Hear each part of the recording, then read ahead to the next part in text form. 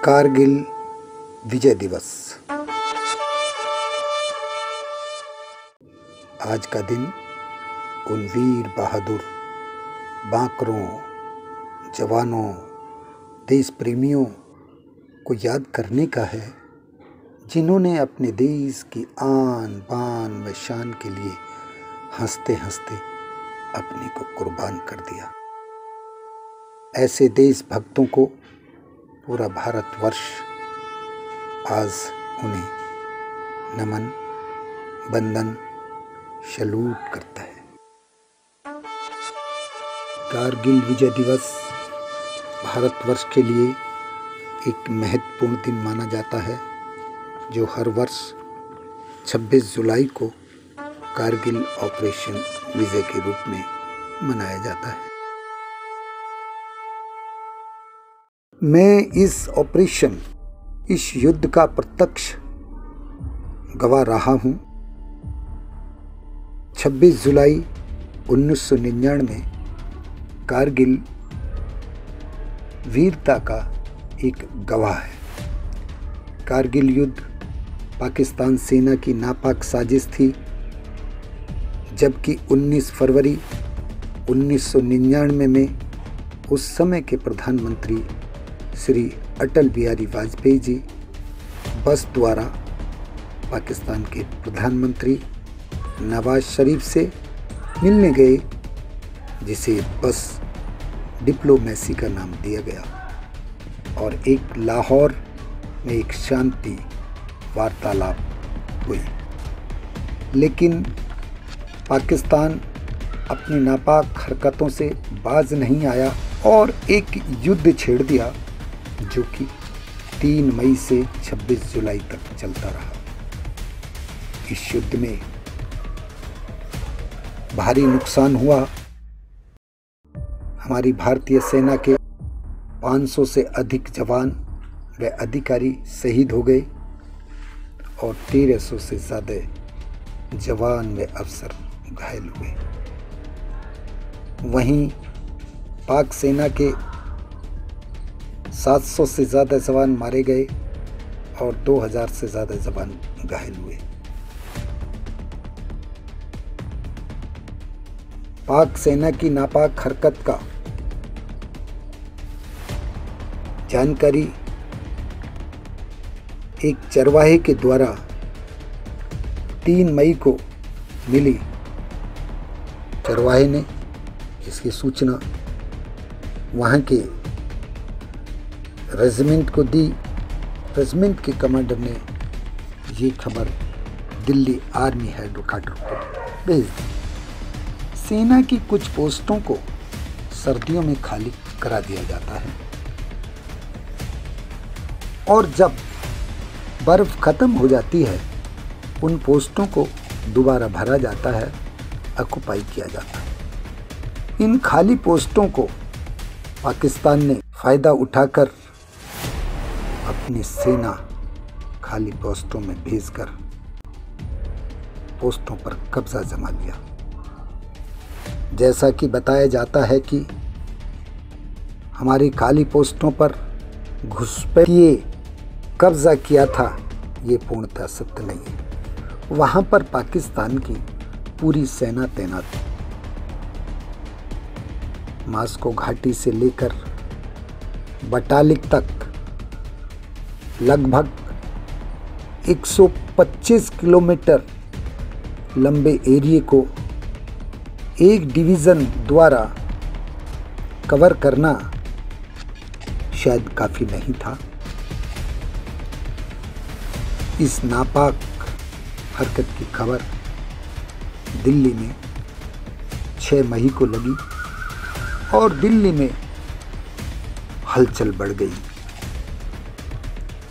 8 मई को प्रधानमंत्री जी ने इस खबर को पत्रकारों को सौंपकर पुख्ता कर दिया। इसी के दौरान पाक सेना की कार्रवाई से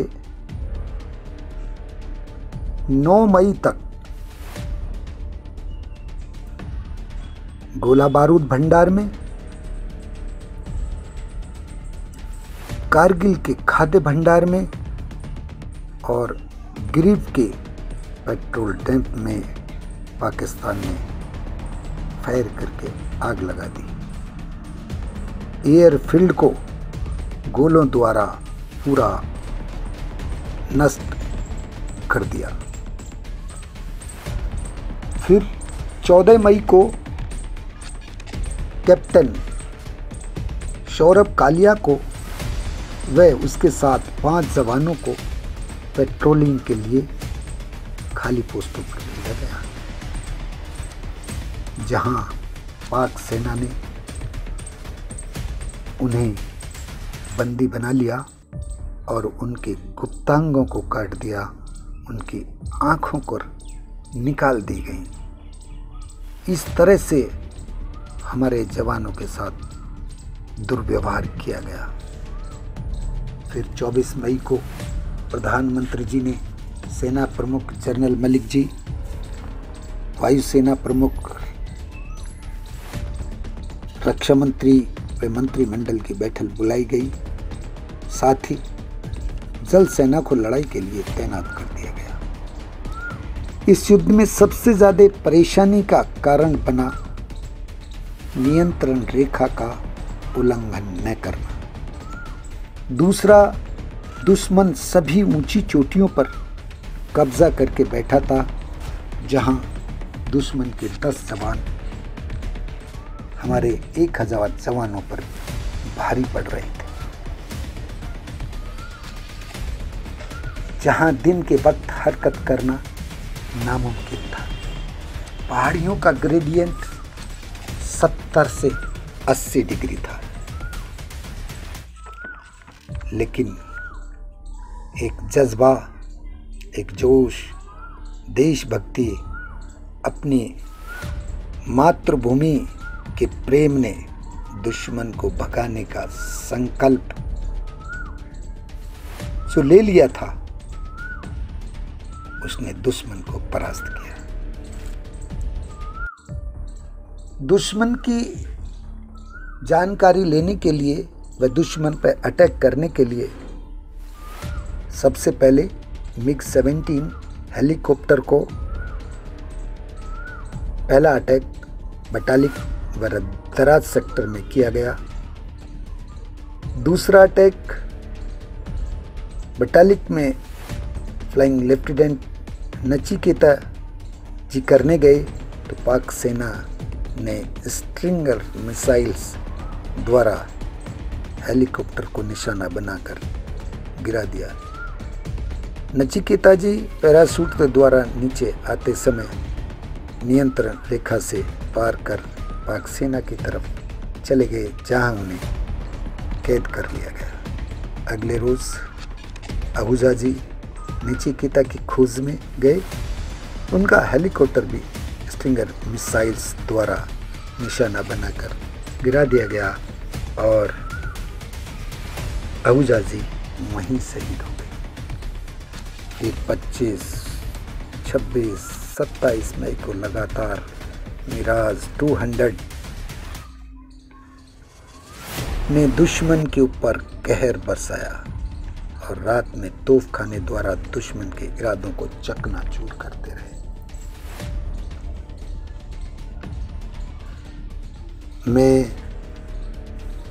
कारगिल ऑपरेशन विजय का एक छोटा वाक्या आपको बताता हूं। मैं ओपी अफसर 3620 पर, जो कि कारगिल का किला माना जाता है, मेरे भी दिल में आग धधक रही थी कि जैसे पाक सेना ने कार्रवाई करके हमारे गोला बारूद भंडार, खाद्य भंडार, पेल डैम और एयरफील्ड सबको बर्बाद कर दिया है, एक दिन मैं भी उन्हें बर्बाद करके छोड़ूंगा। न दिन को चैन था, न रात में नींद। मेरा फोन द्वारा ऑप्स में सीधा संपर्क था। जब नहीं रहा गया, मैंने कमांडर साहब को फोन मिलाया। जवाब मिला, कल बताएंगे। कल का इंतज़ार पूरा हुआ तो फिर द्वारा संपर्क किया। मैंने लड़ाई में एक बड़ा झूठ बोला कि पाक सेना का खाद्य भंडार दिखाई देता है, जो कि एक यूके शकल का 2 मंजिल स्कूल था। मैंने उसे खाद्य भंडार बताया। यह स्कूल पाकिस्तान के ऑल थिंग थांग सिटी के बीचों बीच मौजूद था और ऑल थिंग थांग पाक का एक जिला था। खाद्य भंडार पर फायर करने का अगले दिन कमांडर साहब ने आदेश दे दिया गया। फिर क्या था, मैं भागा भागा मंदिर गया, मंदिर में माथा टेका, ईश्वर से दुआ मांगी कि हे भगवान, आज मेरे सर्विस का एग्ज़ाम होने जा रहा है, कृपया मुझे इसमें पास कर दे, मैं तुम्हें 101 का प्रसाद चढ़ाऊंगा। ईश्वर ने मेरी सुनी। मैं वापस ओपी पोस्ट में आकर बैठ गया, ईश्वर को याद करते हुए। बस मन में एक तमन्ना थी कि ईश्वर इस दुश्मन को बर्बाद कर दे। मेरे को एक मीडियम फायर यूनिट 130 की दी गई। उस स्कूल में गोला गिराने में 6 राउंड ऊपर नीचे होती रही। 7वां राउंड स्कूल के बाएं हिस्से में गिरा और स्कूल का बायां हिस्सा जमी दोष हो गया। फिर क्या था, दिल के अरमान पूरे हुए। स्वीप एंड सर्च की विधि से स्कूल व ऑल थिंग थांग सिटी में गोले गिराए गए। शाम के 4 बजे का समय था। टारगेट को रिकॉर्ड किया गया। कमांडर साहब पूछे, वहाँ क्या आप देख पा रहे हैं? जवाब, गोले फटने की आवाज़ आ रही है, लगता है कहीं गोला बारूद भंडार में आग लग गई है। 2 घंटे के बाद ऑप्स रूम से कमांडर साहब का फ़ोन आता है कि उदय साहब, आपने क्या किया? जिसे आप खाद्य भंडार बता रहे थे वह तो स्कूल था। मैं चुप हो गया, मैं घबरा गया, शायद कोई गलत काम कर दिया है। कमांडर साहब पूछा, क्यों चुप हो गए? जवाब, कुछ नहीं। कमांडर साहब बोले, अभी अभी इंटरसेप्ट द्वारा सूचना मिली है कि स्कूल के साथ 8 स्थानों पर पाक सेना ने गोला बारूद भंडार बनाकर रखा था। सभी में आग लग गई है। वहाँ गोला बारूद भंडार में एक मेजर जनरल गोला बारूद भंडार निरीक्षण करने आए थे। वे उसी के बीच में फंस गए हैं। वहाँ कितने सैनिक मारे गए हैं?